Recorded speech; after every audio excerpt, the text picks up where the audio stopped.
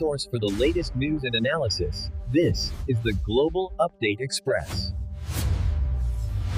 Hello, welcome to the Daily Download, the one news show that doesn't just dump the world's madness on your doorstep, but hands you a coffee and a couch while we unpack it together. Because let's face it, the headlines are chaotic enough without us adding to the frenzy.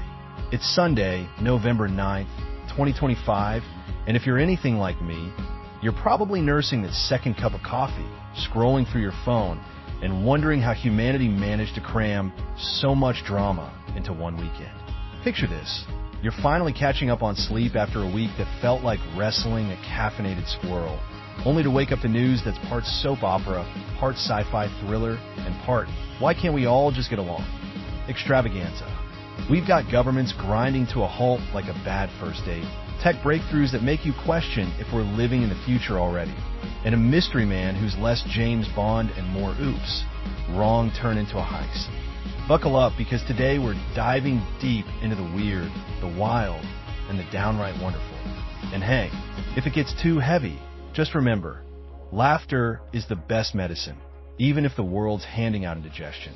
Let's kick things off stateside, because when the U.S. hits the snooze button on governance, the echoes ripple all the way to your delayed Amazon package or that family vacation you were counting on.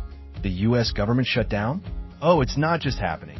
It's officially the longest in history, clocking in at a whopping 40 days as of today, surpassing even the infamous 2018 to 2019 standoff that had everyone yelling about border walls and holiday disruptions. Imagine this. Congress is like that group of friends at a restaurant who can't agree on the check. Do we split it evenly? Or does the guy who ordered the lobster pay extra? Except instead of awkward silences, we've got national parks shuttered, federal workers binge-watching Netflix on unpaid leave, and air travel turning into a game of musical chairs with way too few seats. Over 2,500 flights canceled this weekend alone. Folks, picture harried parents at Atlanta's Hartsfield-Jackson, kids melting down like popsicles in July, all because air traffic controllers are stretched thinner than grandma's homemade pie crust. The FAA's slashing flight volumes by up to 10% just to keep things safe, which means if you were dreaming of a spontaneous trip to see the fall leaves, you might want to pivot to a staycation with interpretive dance instead. But let's zoom out for a second, because this shutdown isn't just memes about empty national parks.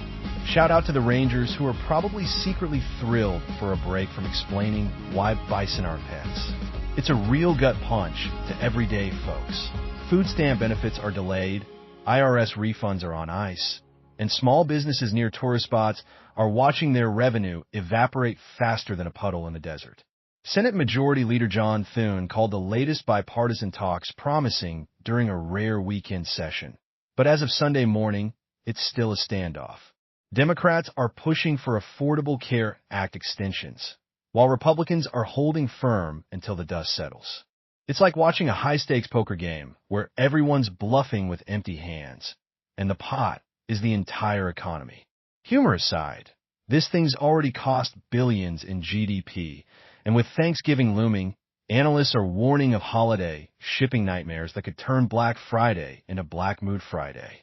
If you're traveling, pack patience, snacks, and maybe a good book, because nothing says American dream like waiting in line for hours while lawmakers play chicken with your itinerary. Shifting gears to the global stage, because while America is throwing a fiscal tantrum, the rest of the world isn't exactly hitting the pause button. Over in Sudan, the UN's dropping some heartbreaking truth bombs about El Fasher, dubbing it a city of grief amid reports of unimaginable atrocities in the ongoing conflict. Families torn apart, homes reduced to rubble. It's the kind of news that makes you pause mid-sip and hug your loved ones a little tighter. We're keeping a close eye on this, folks, because in a world that often feels too big to fix, shining a light on these stories is the least we can do. Then there's Indonesia, where a bombing at a school in Jakarta injured 54 people. A 17-year-old suspect's now in custody, but the shockwaves? Those linger, turning what should be a safe haven for kids into a headline of horror. Parents everywhere are probably double-checking locks tonight, and rightly so. Not far off in Tanzania, 98 folks have been slapped with treason charges after election protests turned ugly last week, talk about democracy's rough edges showing. It's a reminder that voting isn't just a checkbox. It's a battleground in places where the stakes feel life or death.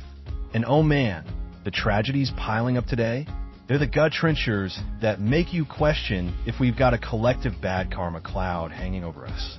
A UPS cargo plane nosedived in Kentucky, claiming 9 lives. Pilot's crew gone in an instant, leaving families to pick up the pieces. Closer to home for many of us, a horrific train collision in Chhattisgarh. India killed at least 8, with twisted metal and emergency sirens painting a picture no one wants to see. And in Bosnia, a fire ripped through a retirement home, taking 11 souls. Elders who deserved quiet golden years, not this. Our hearts ache for everyone touched by these losses. If there's a silver lining, it's in the responders who run toward the chaos when we'd all run away. Let's hold space for that resilience, yeah? Phew. Okay, deep breath, because if we dwell too long on the dark stuff, we'll all need therapy sessions instead of coffee. Time to flip the script to the profoundly bizarre, the kind of stories that make you snort laugh and say, wait, really?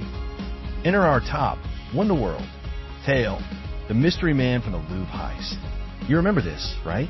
Back in late October, 4 masked goons pulled off a daylight robbery at the Louvre, snatching crown jewels worth over $100 million. Like something scripted by a committee of heist movie buffs on a sugar rush. The place was swarming with cops, barriers up, the works. And then, bam, into this chaos struts a guy in a full 3-piece suit, gold waistcoat, fedora tilted just so, umbrella in hand like he's about to solve the case with a monologue about the human condition. The internet lost its collective mind. Is this the detective? He looks like Hercule Poirot's cooler cousin. Tweets flew. Memes multiplied. Folks compared him to Inspector Clouseau, film noir shadows, even a time traveler who missed the memo on modern fashion. One user quipped, the real lead detective must be sweating in his trench coat, knowing he's set an unfair sartorial bar. Another, this case is doomed. We need a grizzled gumshoe, not a fedora-wearing dandy straight out of 1945.